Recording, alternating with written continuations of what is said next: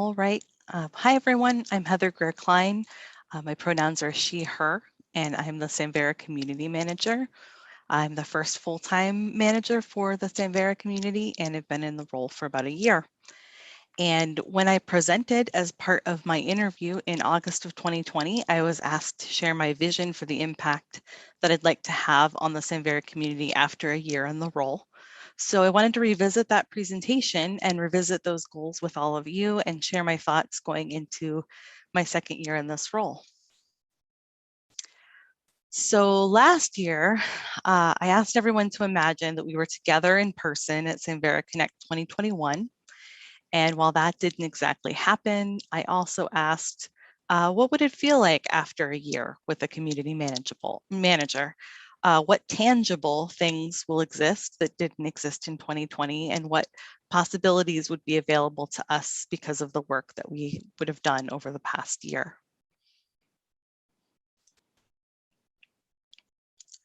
So this is how I summed up my vision for that first year. The picture there is a printout that I've had on my wall for the last year as a reminder of the vision that I put forth. And I was then, as now, aware that my position is a big investment by the Samvera partners. So I'm really committed to ensuring that investment pays off and that having someone for whom Samvera community activity is their only job will make a significant and lasting difference. So I imagined this past year as setting a foundation of support for future community-driven initiatives. So I used the framework of host leadership to talk about my approach to community management and what I wanted to do as my first steps in the role. So I'll drop some host leadership resources in the Slack chat later. I probably will do a longer presentation on it someday because I use host leadership as the framework to guide all of my work. The first host leader tools I use are called noticing and initiating. So noticing in practice in community work means being genuinely curious and open to emergent change, looking for if something is missing, if something is over or underutilized, is there an opportunity to course correct or rethink different approaches? And it means being alert to things that work well, even really small things, and finding out how they happened and how to do more of them. And initiating is about bringing forth what you notice, identifying feasible next steps for action, implementing those steps or suggesting those steps, and then responding to what happens next. And my first steps were focused on transition work and structure, so things like moving to our own wiki and developing a communication model. I also initiated a lot of conversations, attended a lot of community meetings, and helped make a lot of connections between the work of different groups and between different people doing similar work. So in the next year, I really want to deepen my understanding of our technologies. And specifically, I want to learn more about the tools that we use for communication and information sharing in development work so that I can get better at noticing what is needed there and what is working well. And I want to keep holding energy for the great ideas that I hear in this community, like the core code approach that's starting to form for Hyrax. Often it's a matter of finding a path and a first step to move something forward and help to get others involved. And it also means making sure that I'm not leading every initiative, but rather that I'm helping to kick things off and then stepping back and offering support. So for example, I'm really excited to be on this onboarding working group and helping with it, but I do not want to chair it. So next up is inviting others into shared efforts. So thinking invitationally is about reaching out and engaging in a way which invites rather than insists that others join us, whether it's to join us for an event or join us in working towards a common goal. And a no to an invitation shouldn't damage a relationship and is really an opportunity to strengthen it. It's always an option to ask how the invitation could be made more attractive, or to explore if the timing is way off, if the right people haven't been invited, and so forth. So resourcing and communicating needs was my focus here, and it's a place where I feel like I really have made an impact in helping to clarify what community needs are and creating some light processes to communicate them and doing a lot of inviting of others to help. And looking ahead, I'm committed to making sure that meetings and activities in the community are a useful investment of time, that they contribute to our forward momentum, and that way it's always an easy invitation to accept because you know it'll be meaningful. And I want to look ahead as well to ensure that our potential future volunteer leaders are getting the experience and the support that they need so that they'll feel ready when we need to invite them to greater responsibility, so that we don't rest too much work on too few shoulders.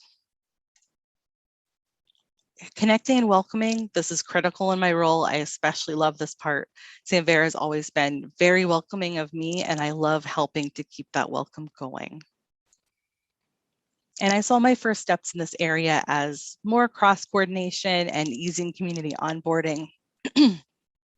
I think cross-coordination has been an ineffable but quite impactful way that I've contributed. And it's a great example of the effect of having a full-time coordinator who's just dedicated to Samvera. So as I have reminded folks on the board many times, you all have entire other jobs, but paying attention to these things is my job. In the next year, I'll be focusing on maintaining the paths that are working well to welcome and connect community members, and building the new ones as needed to make sure everyone can find a way in, and also that everyone can find a way to grow in the community. And finally, host leadership uses the term dynamic planning. It's for the approach of holding two different elements in mind. So focusing on your future intention or hope or goal for something, but also having flexibility over exactly what steps might be required to make progress to that goal. So even big changes or initiatives are really a series of small steps, and this requires reflecting and reviewing often and looking for progress and then deciding what the next step would be. So dynamic planning continues to be the foundation of my work. It's served me well, and it's something that I am trying to get better at all the time. So to end, I hope that I can give you another update next year in person. And I'm really looking forward to what we can do together in the meantime. So thank you all very much.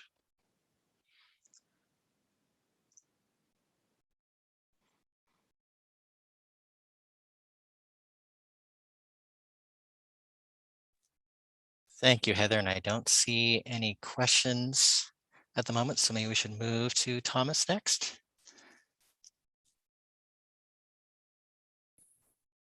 All right, let's try this again. Let's see if I can screen share. There we go. That looks better.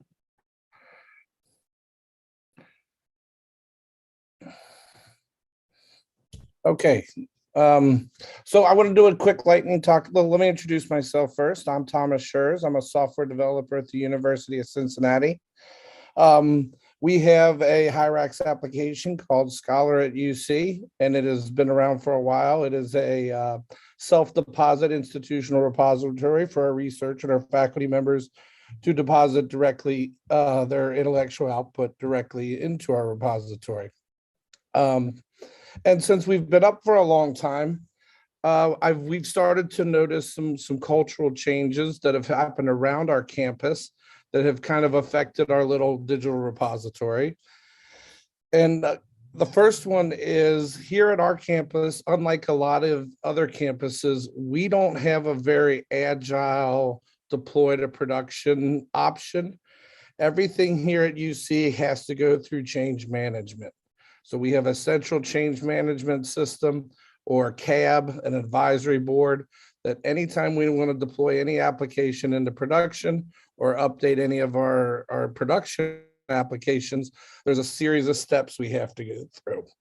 And I think Glenn Horton and I have talked a little bit about this.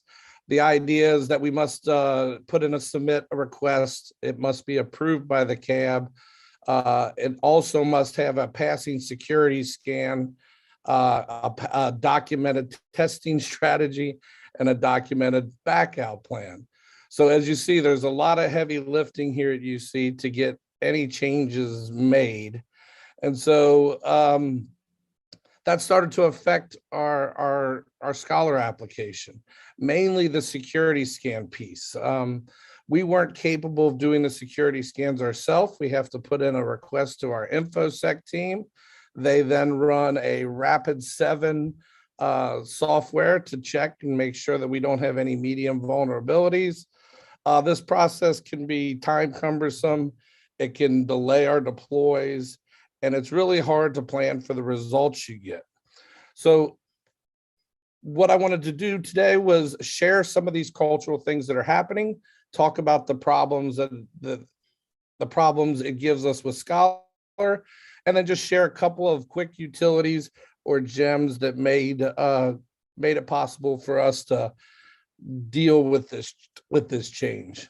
And so for our security concerns, we found a gem called Brakeman.